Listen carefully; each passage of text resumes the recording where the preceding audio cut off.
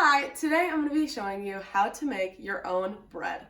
So I've been using the same recipe for years. It's called World's Easiest Yeast Bread Recipe, and it's super easy and fast, and it's one of the best breads I've ever had. So what you do is you prepare the dough the night before, or at least a couple hours before you want to bake it, and then you wait for it to rise, and then you cook it. In total, the preparation takes like 10 minutes, and the baking takes about 40, so it's not very much work to do. So I'm going to show you how you start the night before to get ready to bake it. So this is how you prepare it. So here is my recipe, and it says that I need 3 cups of flour. So I'm going to start by getting 3 cups of flour. So for your flour, you have to flatten it off at the top to make sure there's no air bubbles. I like to shake it a little bit. And then you scrape it off. So you can see right there, there's an air bubble right there, so you want to make sure you're filling all it in so you're getting exact measurements. Okay, so 1.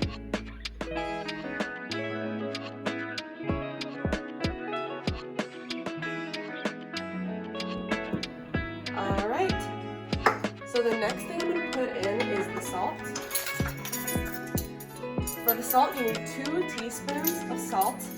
It says cooking or kosher salt. I normally just use normal table salt. I don't think it really matters that much. Okay.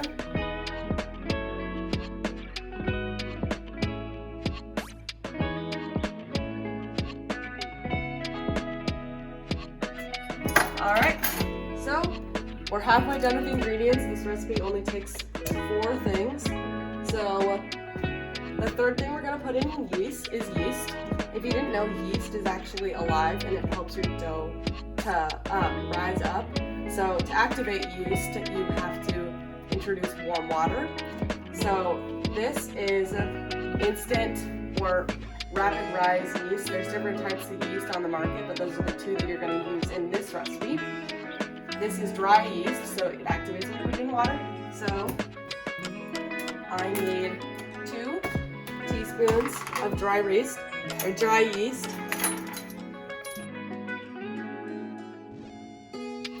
Okay, so now our last ingredient is going to be water. So the water is very particular because since yeast is alive, you don't want it to be too warm so that the yeast dies, and you don't want it to be too cold so that the yeast doesn't have the right living conditions to make the dough rise. So we need 1.5 cups of warm tap water. So for this water, I usually feel it to see. I am pretty good at knowing how warm it is. So yeah, it's about the temperature, a little bit less than a bath.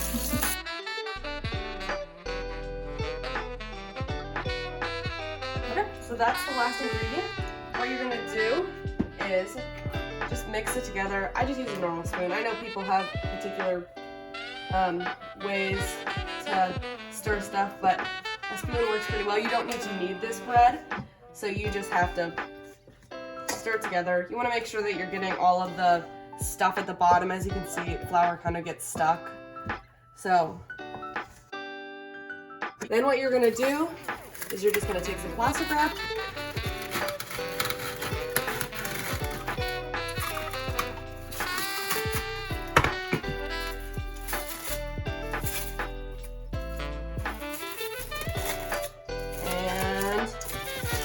put it over your dough. Now, I think you only need to let this dough rise for 3 hours before you bake it, but I like to let my dough rise overnight. So I make it and then cook it the next day. So yeah, your dough is ready to be put in the fridge. It can also be put in the freezer if you have not enough time to bake it the next day. But yeah, you can put it in the fridge and make it tomorrow. Okay, so the oven is warmed up, and this is about 30 minutes before I'm going to prepare the dough. So what I'm going to do is I'm just going to put my cast iron container into the oven just so that it's warmed up for when I put the bread dough in it. So yeah, this goes in for 20 to 30 minutes. I'm just gonna set a timer, and as soon as that's warmed up, I'll put the dough in and start cooking it then. Okay, so it's the day after I prepared the dough. So this morning I took it out of the fridge at around 7 o'clock and I left it on my counter so that it could like ferment a little bit and rise a little bit more. And it is now currently 12:30 and I'm getting ready to cook it. So what I'm gonna do is I preheated the oven to 450 and I'm gonna prepare my station so that I can kind of shape it a little bit more, because as you can see it's still kind of liquidy. So I've cleaned off my counter and I'm gonna sprinkle some flour on the counter. You just need a little bit, just so that it's a little bit less liquidy when you put it in the container. Okay. Now I'm gonna get it out of the bowl. I already washed my hands, so that's not a worry.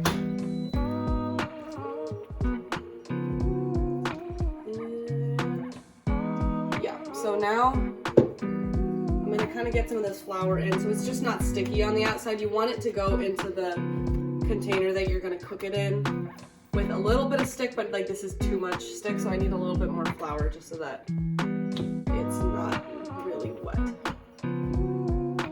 You don't want to knead it too much. This is a no-knead bread dough, so yeah. Okay, so that looks about right. I can kind of move it between my hands without worrying about it sticking, but it's still not super floury. So now okay, so my pan has been in the oven for about 20 minutes now, so it's ready to have the dough you put in it. Okay, so it's really hot right now. So my dough is ready. I'm gonna take the lid off, and I just take my non-sticky dough and I just pop it in there. Okay, so I believe you put the lid on and then you take the lid off later to add a crunchy feel to it. Make sure you touch your pan only with mittens on, because obviously it's really hot right now. Okay, so now we just put this in the oven, and I'll insert the amount of time that you have to put this in the oven for, because I don't remember, but yeah. And then eventually I think you take the lid off for about 12 minutes. I think it's in the oven for around 30, but if that's wrong, I'll let you know. Okay, so the bread has been in the oven for 30 minutes now, and I'm gonna take the lid off, just the lid. I'm gonna keep it in there, and then I'm gonna turn on a timer for 10 to 12 minutes. It's looking pretty brown right now, so I don't think it's gonna need a full 12 minutes, so I'm just gonna put it in for 10. But yeah, you can just kind of watch to see how brown the top gets, and then after that 12 minutes is done, and you're just gonna take it out and let it cool. And yeah, the next time that you see me, I'll have a fresh loaf of bread. Okay, I just took it out of the oven. I let it cool down for about 20 minutes, and I didn't have to spray the pan or anything, but I had to use a spatula to try and just get it out of the non-stick pan. And so now here is the bread.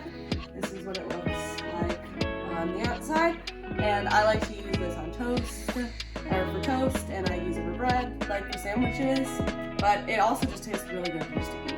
So yeah, and that is how you make bread.